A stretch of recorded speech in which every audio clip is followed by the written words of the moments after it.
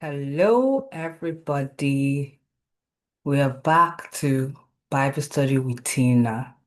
I am Tina Falade, and today we're going to be studying the book of Exodus, chapters 1, 2, and 3. And so it starts with the story of Israel, and now we dig in, okay? Now, these are the names of the children of Israel who came to Egypt. Each man and his household came with Jacob, Reuben, Simeon, Levi, Judah, Issachar, Zebulun, and Benjamin, Dan, Naphtali, Gad, and Asher. All those who were descendants of Jacob were 70 persons, for Joseph was in Egypt already. And Joseph died, all his brothers, and all generation. But the children of Israel were fruitful and increased abundantly, and multiplied, and grew exceedingly mighty, and the land was filled with them. Now there arose a new king over Egypt, who did not know Joseph, and he said to his people, Look, the people of the children of Israel are more and mightier than us. Come, let us deal shrewdly with them, lest they multiply. And it happened in the event of war, that they also join our enemies and fight against us. So go up out of the land. Therefore, they set taskmasters over them to afflict them with their burdens. And they built for Pharaoh supply cities, Pitoms, and Ramesses. But the more they afflicted them, the more they multiplied and grew. And they were in the dread of the children of Israel. So the Egyptians made the children of Israel serve with rigor, and they made their lives bitter with hard bondage, in mortar, in brick, and in all manner of service in the field. All their service in which they made them serve was with rigor. Then the king of Egypt spoke to the Hebrew midwives, of whom the name of one was Sipra, and the name of the other was Puah. And he said, When you do the duties of a midwife for the Hebrew women, and see them on the birth stool, if it is a son, then you shall kill him. But if it is a daughter, then she shall live.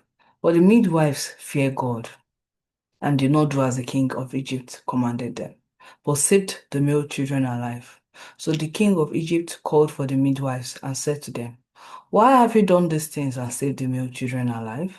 And the midwives said to Pharaoh, Because the Hebrew women are not like the Egyptian women, for they are lively and give birth before the midwives come to them.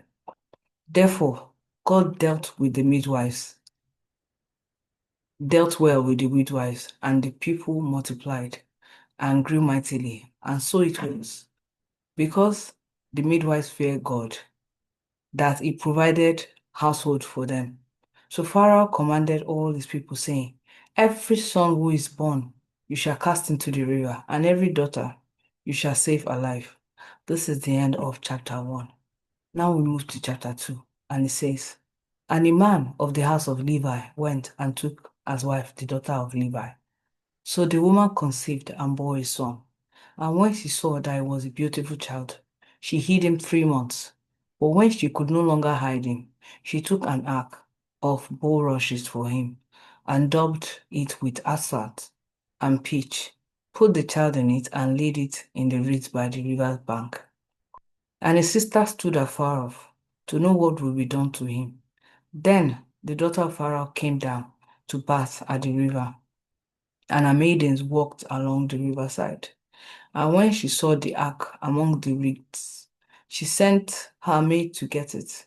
And when she opened it, she saw the child, and behold, the baby wept. So she had compassion on him and said, This is one of the Hebrews' children. Then his sister said to Pharaoh's daughter, Shall I go and call a nurse for you from the Hebrew women, that she may nurse the child for you? And Pharaoh's daughter said to her, Go. So the maiden went and called the child's mother. Then Pharaoh's daughter said to her, Take this child away and nurse him for me, and I will give you your wages. So the women took the child and nursed him, and the child grew, and she brought him to Pharaoh's daughter. and he became her son. So she called his name Moses, saying, because I drew him out of the water. Now, it came to pass in those days, when Moses was grown, that he went out to his brethren and looked at their burdens. And he saw an Egyptian beating a Hebrew, one of his brethren. So he looked this way and that way. When he saw no one, he killed the Egyptian and hid him in the sand.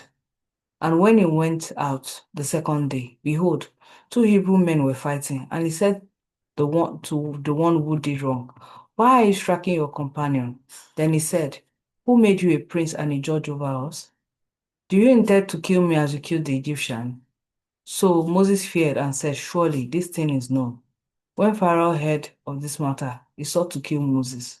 But Moses fled the face of Pharaoh and dwelt in the land of Midian, and he sat down by a well. Now the priest of Midian had 7 daughters, and they came and drew water, and they filled the trough to water their father's flock. When the shepherds came and drove them away, then the shepherds came and drove them away, but Moses stood up and helped them and watered their flock. When they came to Ruel, their father said, how is it that you have come so soon today? And they said, an Egyptian delivered us from the land of the shepherds, and he also drew water for us and watered the flock. So he said to his daughter, and where is he? Why is it that you left the man? Call him that he may eat bread. Then Moses was content to live with the man, and he gave Zipporah, his daughter, to Moses, and she bore him a son. He called his name Gershom, for he said, I have been a stranger in a foreign land. Now it happened in the process of time that the king of Egypt died. Then the children of Israel groaned because of the bondage, and they cried out, and their cry came up to God because of the bondage. So God heard their groaning, and God remembered his covenant with Abraham, with Isaac, and with Jacob. And God looked upon the children of Israel, and God acknowledged them. This is the end of chapter 2. Now we move to chapter 3, which says, now Moses was tending to the flock of Jethro, his father-in-law, the priest of Midian, and he led the flock to the back of the desert and came to Horeb, the mountain of God. And the angel of the Lord appeared to him in a flame of fire from the midst of the bush. So he looked, and behold, the bush was burning with fire, but the bush was not consumed. Then Moses said, I will now turn aside and see this great sight, why the bush does not burn. So when the Lord saw that he had turned aside to look, God called to him in the midst of the bush and said, Moses, Moses. And he said, here I am. Then he said, do not draw near this place. Take your sandals off your feet, for the place where you stand is a holy ground.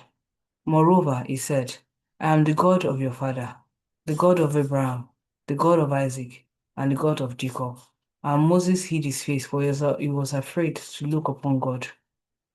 And the Lord said, I have surely seen the oppression of my people who are in Egypt, and I have heard their cry because of their taskmasters, for I know their sorrows. So I have come down to deliver them out of the hand of the Egyptians, and to bring them up from the land to a good and large land, to a land flowing with milk and honey, to the place of the Canaanites, and the Hittite, and the Amorite, and the Perizzite, and the Hivite, and the Jebusite. Now therefore, behold, the cry of the children of Israel has come to me, and I have also seen the oppression with which the Egyptians oppressed them. Come now, therefore, and I'll send you to Pharaoh, that you may bring my people, the children of Israel, out of Egypt. But Moses said to God, who am I that I should go to Pharaoh, and that I should bring the children of Israel out of Egypt? So he said, I will certainly be with you, and this shall be a sign to you that I have sent you. When you have brought the people out of Egypt, you shall serve God on this mountain. Then Moses said to God, indeed, when I come to the children of Israel and say to them, the God of your fathers has sent me to you, and they say, what is his name? What shall I say to him, to them? And God said to Moses, I am who I am. And he said, thus you shall say to the children of Israel, I am has sent me to you.